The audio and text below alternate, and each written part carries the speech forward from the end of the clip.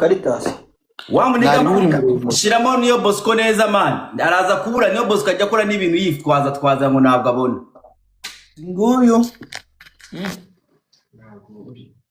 oya ntabwo njya ngende tahe mu Caritas naba yambaye kumugaburira akabyanga mwana mujene natangiye kumwogosha ngana uyu muriganye yanyogoshe 2018 bro none yazanye itegura mbere yuko ba Davido bahasigaye afite ipfupfu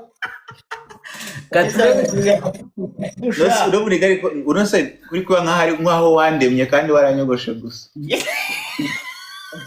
twe natangiye kuwogosha muzenguruka byoroshye none sigaye mukatanananirwa ariko man niyo Bosco kufite nk'inda nawe uzayibagisha cyangwa uzakora gym yakora budomene ndayiriyo sigispa ndahaze man ndahaze fo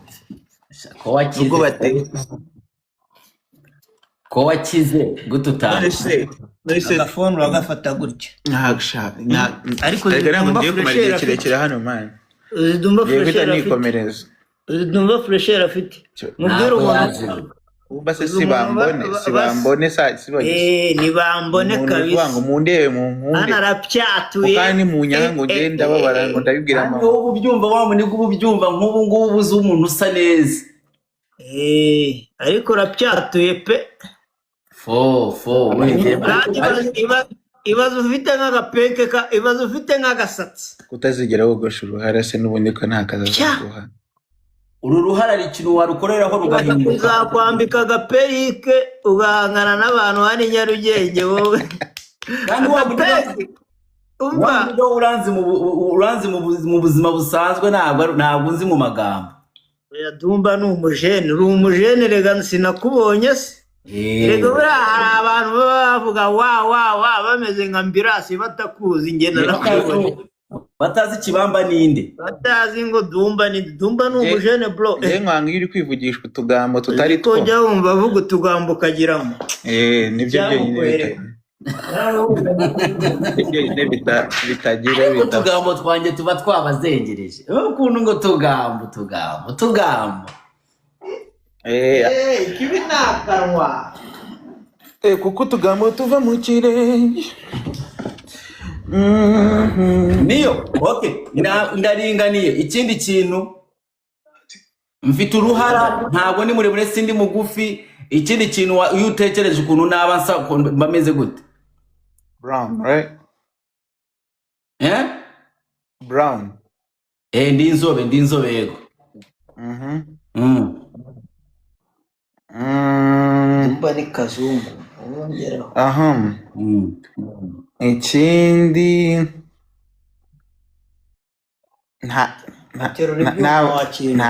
wapi kereka niba asigaye bitewe ni boss wakuba aterura ibyuma byo kunywa gusa ibyuma byo kunywa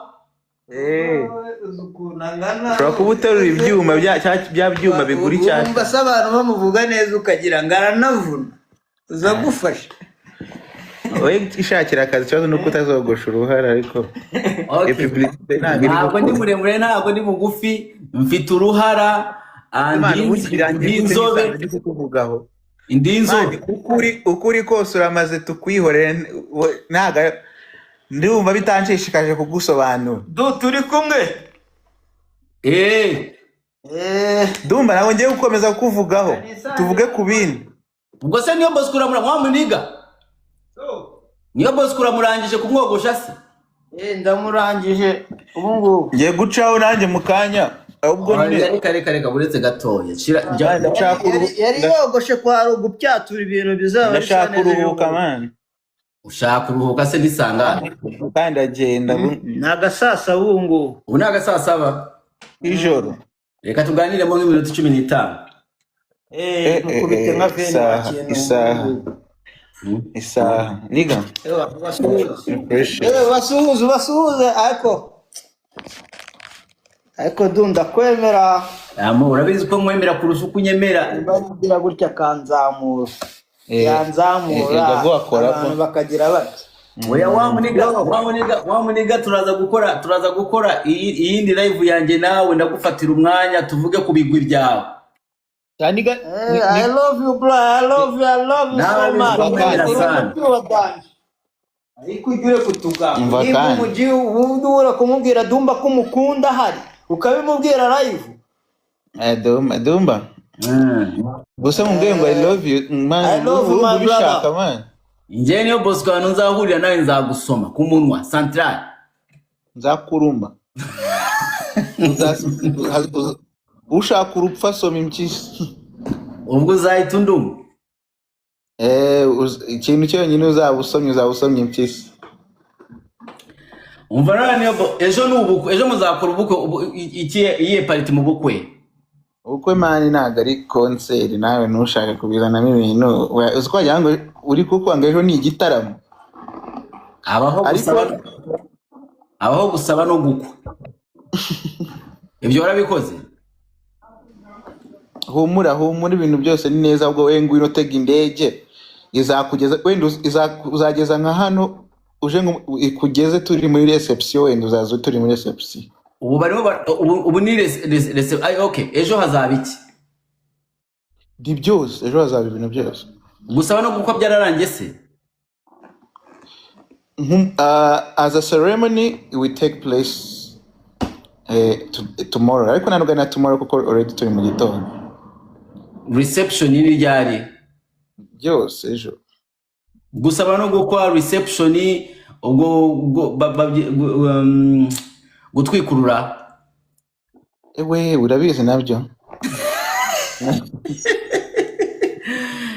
Umumurenge mumaze kujyayo? Twaragiye, hari umugabo wahise uza akarambwira ngo congratulations niyo Bosco, ngo uremewe, ngo uremewe. Uri kumva ari nkande? Uremewe, congratulations. Alex Muyoboke. Oy. Umujamani ujya ukora udutrend twinshi yavuze ibintu biri trivial. Woni indi. Ewana yarambwiye ngo uremewe, congratulations. Ndabana se nemewe nani? Uremewe ubu ngubu ugiye kuzajya. No ariko watumiye bandi.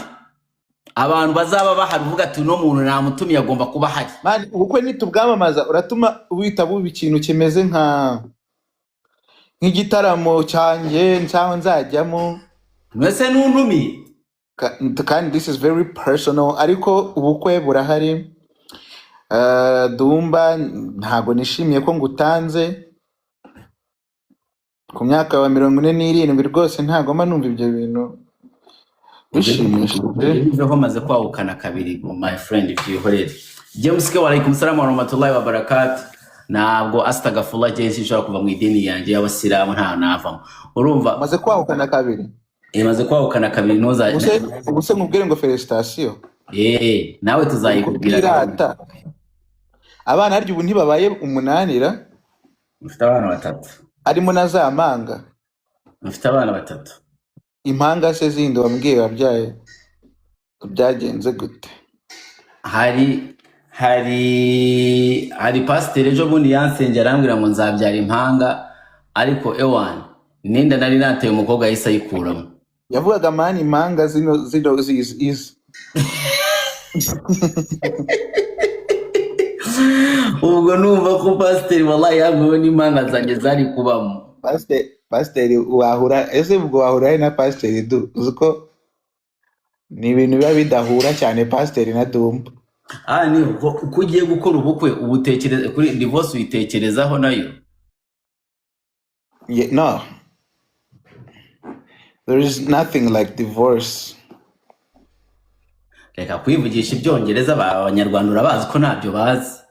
Ntago bindeba ariko nanjye ibyo bazi ntago nshaka kubibabuza. Divorce uyitekerezaho niyo Bosco?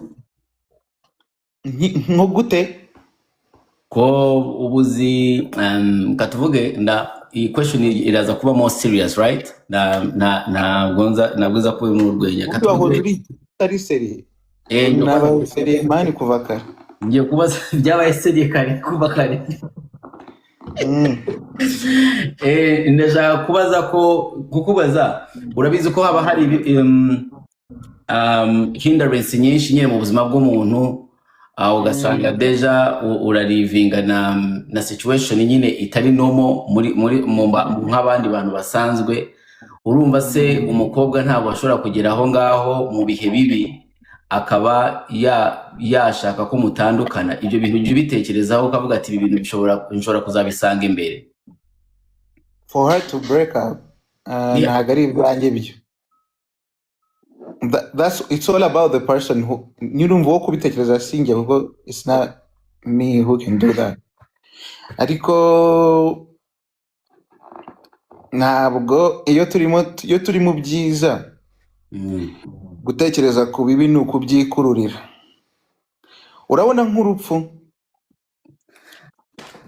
ujyona kuntu y'abantu bavuze nko ku rupfu cyane bahita bapfa mani, bahita bashira nk'amezi nkangahe bakahita bapfa. Urupfu njya mbabwira ngo rumeze nka Instagram, iyo urumentioninze rutari gufollowing. Njya numva ku kantu kavuga iyo udashaka kwikururira ibibi, nyine you gradually ignore anything nyine kitari cyiza. Wibwira ibyiza, ukora ibyiza, hari ukuntu nyine positivity nyine birenze cyane. Ntabwo rero njya ntekereza ku bintu bibi kuko ibintu bibi izo hindrances uri kuvuga are not something to brag about. Baba ngo uvuga batarabona, ubundi birasaba ko ubanza ukabona ukabona kuvuga. Okay. No, ikindi kibazo, be transparent niyo Bosco. Be transparent we nk'umuntu wize, kubera ndabizi niwe muntu wenyine wize mu baririmbyi. Niyo si ngombwa rega man. So ndababwiye man ko abantu bose arega nige man uba uri n'umuswa. Ntago birenze ibyo kwiga. Ari n'igihe uri umuswa ukajyayo ariko ni wiga bikazajya bikunanira. Ubuswa ntago bureba umuntu utarize gusa, njyango wize gusa. Ese niyo Bosco wowe gute ko njyewe sometimes ngende muzima nanjye ndi umuntu maze ndi umuntu urangije kuryamana n'abakobwa benshi. Ubuse tugukomera amashyira ngaho bishimirwe nyabusa we. Ariko nzi ko hari iminsi nijoro ngera nijoro nkagenda nkagerageza gushyirayo bikanga. Wowe uri murashirayo urabona ubona aho kiri ushyira iki gisobanura kuko ufite ukuntu twambwiye be transparent. Ntabwo uri kuba transparent kandi nanjye ntabwo ndi bumube.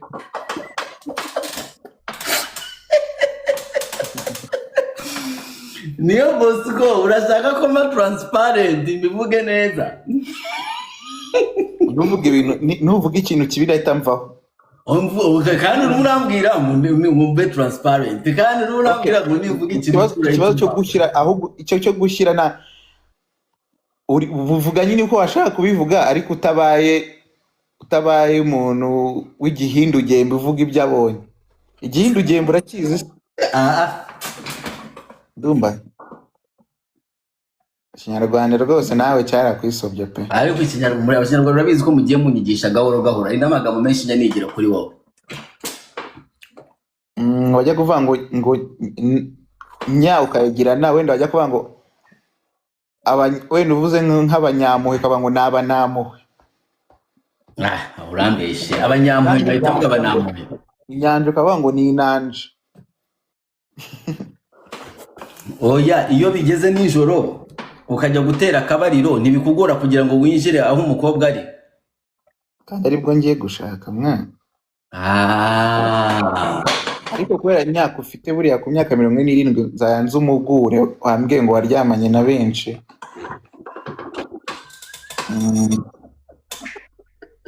Nuko wahukanye nari kukugira pari. Unkwepeye question warunwe unkwepeye question. Nuko wahukanye nari kukugira pare. Kazabwira izo nama zose. Ngazajya mubwira ukuntu batera akabari.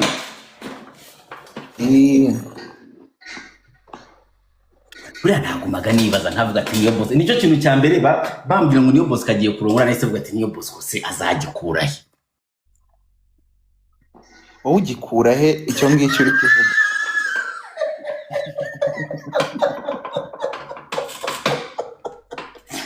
ati ngo bagikura he mugereye ku ngingo sibyo sha uhita wishima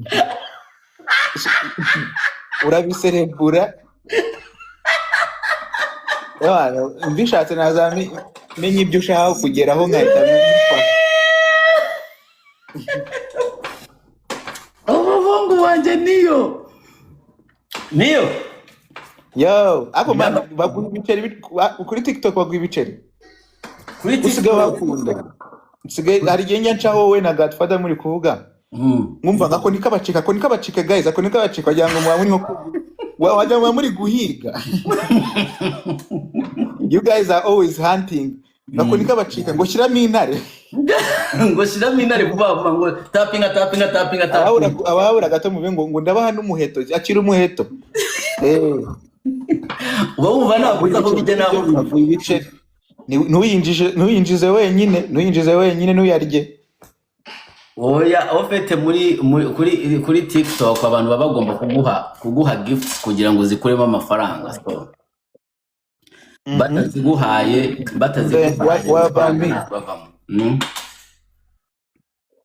ngiye byagenze bite cyangwa nongere nshyiremo ibi voice over byanjye oya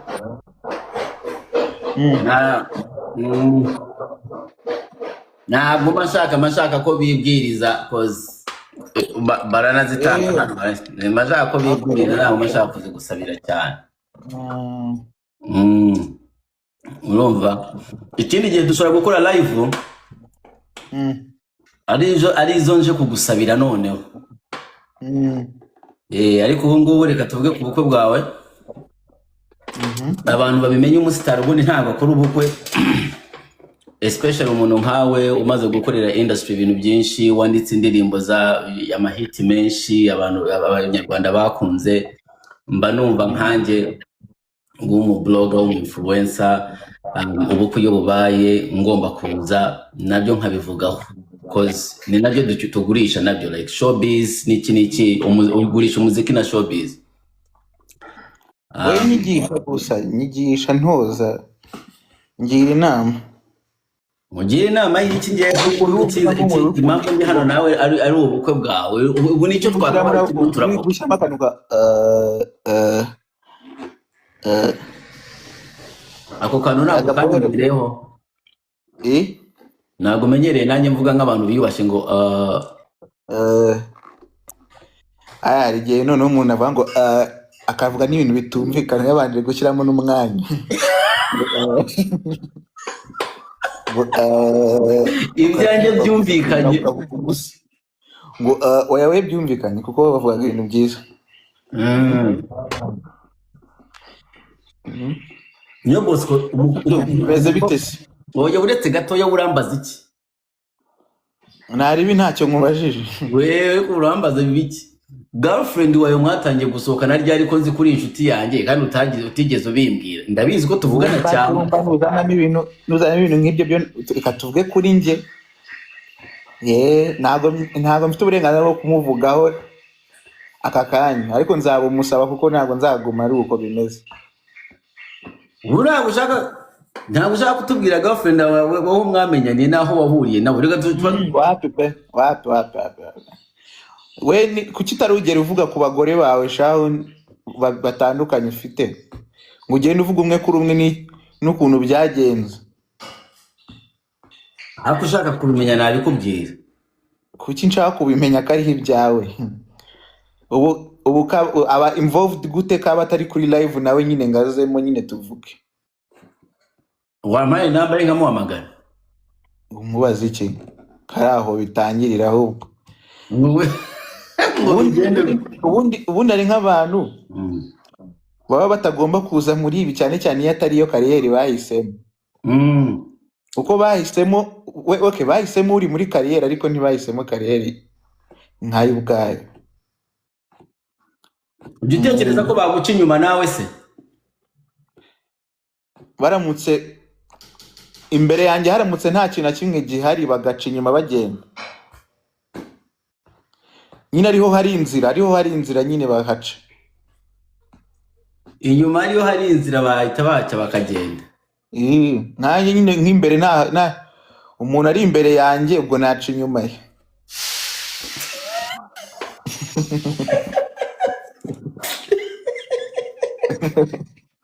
uzi ikintu uvuze aho ngaho? Niwe sobanura ibyo bintu ugiye gukora byita inyunguramagambo. Ugiye gusobanura ikinyarwanda? Oya, ngiye gusobanurira abantu koza ukunda kubuzabuza abantu. Sha basobanurire nyine, ubwo nimba ari bivuze urasobanurira abantu ibintu bivuzwe nanjye gute? Wabaye usigaye uri translator uga translating ikinyarwanda. Reka nsobanure noneho unyomoze. Oya, ntabwo nshaka kuvuga ku bisobanuro ugiye gutanga kuko ibyo ntanze birahagije. Nta gusobanuye uratubuzabuje. Oya man, nose ku kibundi man, ese none se abantu bari hano bose ni abantu ushobora gusobanurira nyine gutyo bo ntacyo. Kuki bisaba ko babasobanurira byagenze bite? Ntabwo bizera. Ubwo ugahita ujya ko baguca inyuma, ugahita uvuga ati niba kinyuma ngo ni imbere, niba hatari heza abacinyuma bagende. Oya, nimba ndi imbere kandi inyuma ariho hari inzira barahaca. Nose si bisanzwe nigawe sanci inyuma saci hano ku ntebe hano akagenda yasohoka. Wa muniga nawe aciye inyuma agenda.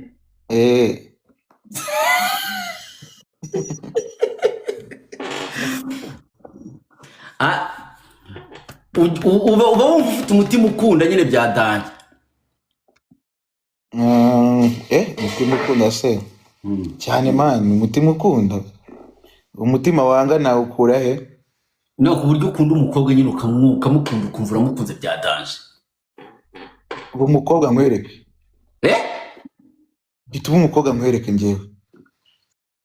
Mituma umukobwa mitembo umukobwa nkunda. Umukobwa wawe witwa Dumba buriya yaba ameze ate? Erega ndimo n'urutinganya. Wabonye ibyo wirata sha? Wa mugabo mwaranganye se? Uwe mugabo? Ari abahungu mwabana gukiri i Kigali ugifite ibiborongo byitwa ngo byacyaze genge. Niyo boss ko nyubaha hari ahantu hagendeye amafaranga.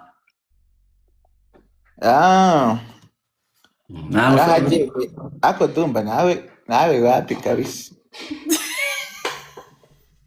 Sha ape kubera bikarangira nkaho nta n'icyabaye.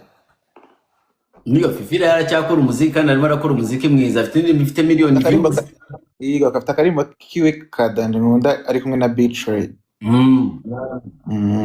Kararenze kanditse fresh. Ubundi nyine ngewe iyo ndi kumva indirimbo numva content, nkumva kuntu byanditse, umva yuko nyine nta kintu cy'ubusa kirimo. Nk'umuhanzi wandika ngo nkoraho ngo noneho ngo mpita numva ndishimye cyane, noneho ngo ubuzima numva ngo buragarutse. Ngo baby we ngo nawe urabizi ngo reka dufate polisi tuyihamagare, indirimbo kagira ngo ni emergency call. None se niyo Bosco umuziki ko mbona ibikeri ntago biba birimo birava neza, ubwo se urugo ntago ruzagurana n'ibikeri birimo birava mu muziki, cyangwa ufite akandi ka boutique wafunguye? Ibyo uzabimbaze nkuganyiye wenda uzi ikintu wakabaye icyo kibazo igihe wakimbariza.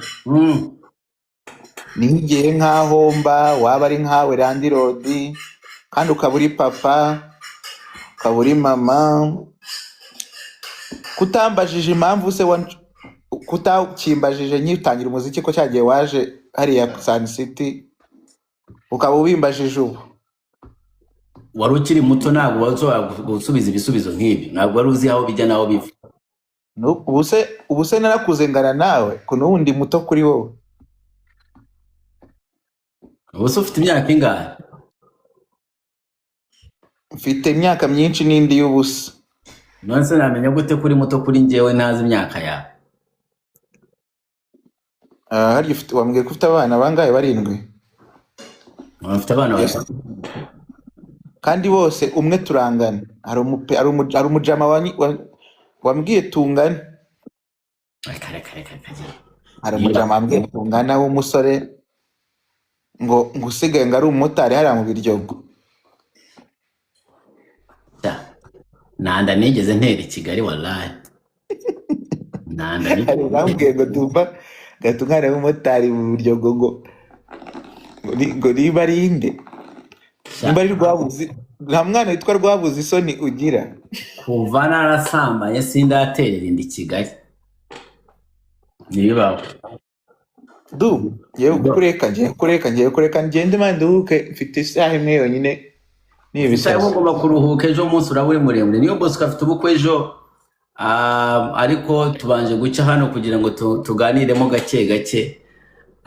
Sakora live ya fresh noneho urumva? Mfite gitari. Umva se scheduling live mfite gitari urumva? Nana hari boro tsigana nakora hano muri studio yanjye. Biba biri kuvuga neza bya danje, twabaha show. Sibyo? Tubikore nka next week. Ikibazo n'ujye uboneka, ariko ubu ngubu ndabafite. Ubu ngubu ndabona man uzikora nabonetse mu bihe nashakaga no kuboneka mahubwo. Ubonetse mu bijyanye nuko ngo hase nuko bikoze ku ngufu. Erega ngufashe. Ariko nyine reka tubabwire nyine bazahabe babwire n'abandi bantu tuzakora ka live kameze neza kazamara igihe. Tangu umunsi.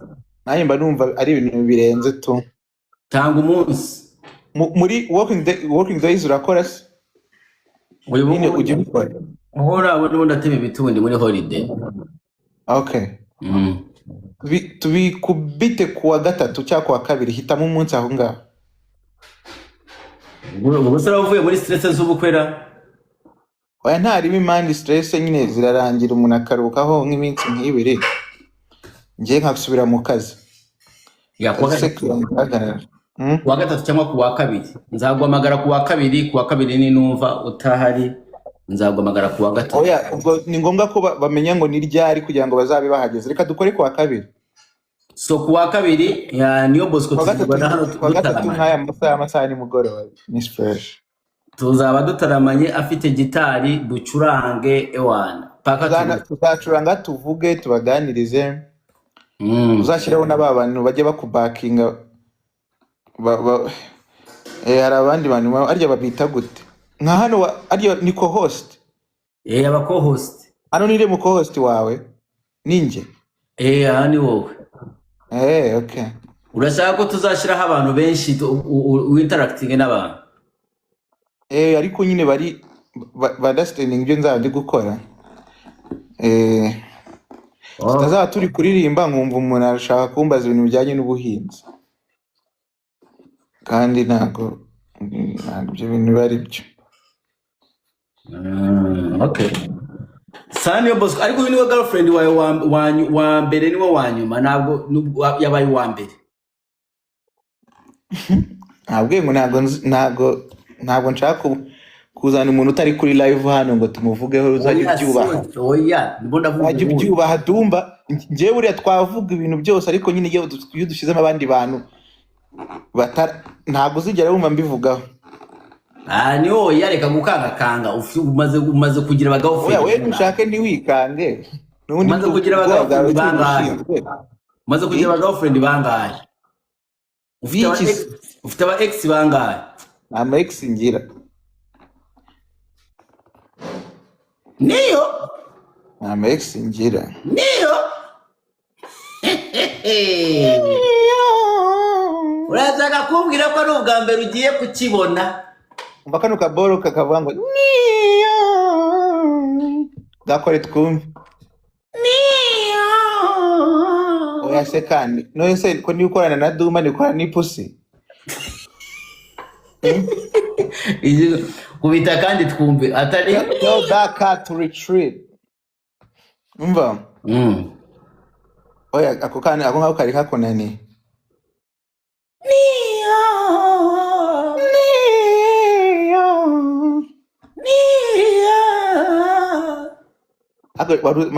ariko wari uzi kuririmba indirimbo yigeze kuririmba cyagiye muri studio Loda agikorera boro mwajyaga muza urabyibuka yega njye naririmba bra wigeze kuririmba ariko wanadutaye moment hari indirimbo wakoranye na Baroki mubi cyane erega ibi boro murimo murahabya abantu ariko uzamu mubagurika naje gusanga mbizi nanjye mbishoboye sha bro impano ni ikindi kintu ko abantu benshi baza mu muziki ariko nyine man impano ni ikindi kintu kandi impano ntago ari impano gusa byana n'utuntu twinshi umuntu agenda bivumbura ko impano gusa idahagije sibyo imwe nuko ibintu bya fame ni ibintu biri aho gusa bidafite icyo bimaze kuko nk'ubu ngubu nureba umuntu urwaye mu mutwe ashatse yagenda akambara ubusa bakamufotora akavugwa kimwe n'ikipe yatsinze bitego byinshi akavugwa kimwe n'umuhanzi wasohoye indirimbo nziza ugasanga bose icyo bahuriyeho ni ukuvugwa so bisaba combination bisaba nyine bunch of the things to make one